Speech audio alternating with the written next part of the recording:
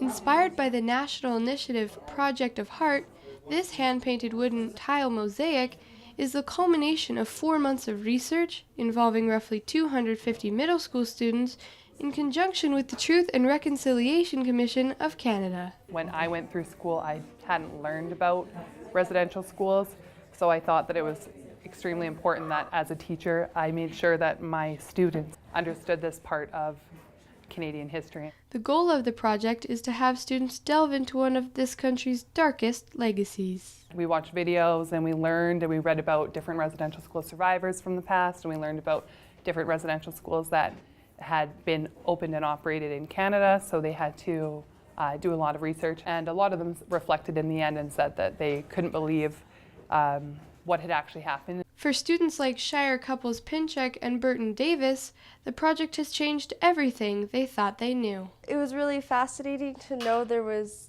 more to our history than I originally thought. I was aware we had residential schools, but wasn't totally aware about how horrific they were. The most I knew about residential schools was that they existed, didn't really know what happened in them. So to be able to discover what the Canadian government had been doing to the First Nations children was quite the eye-opener. In Cranbrook, we had a residential school right in our area, so I thought it was just really important that they understood about the past and about what went on behind those walls at the residential school. Donald Sam's mother was one of the roughly 15,000 students to stay at the St. Eugene Mission between 1910 and 1970. I think it's important for the general public to learn about who we are and what we've overcome.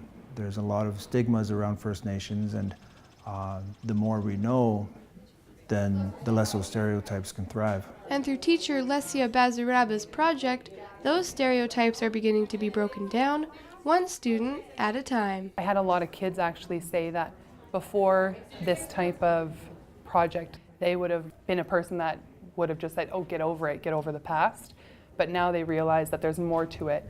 And it's not a matter of getting over the past, but rather of healing and just moving forward. I feel awful, honestly, because the damage will never be completely gone, but we can still make it better and strengthen the relationship between us and the First Nations. It's a dark part of our history, but it's important to recognize that we did this as people, and now we need to accept it and move on. I'm excited about the kids learning that, because they're going to take that home, and hopefully the parents will be at a place where they can have that conversation at the dinner table. In case you're wondering, there are 880 tiles in total.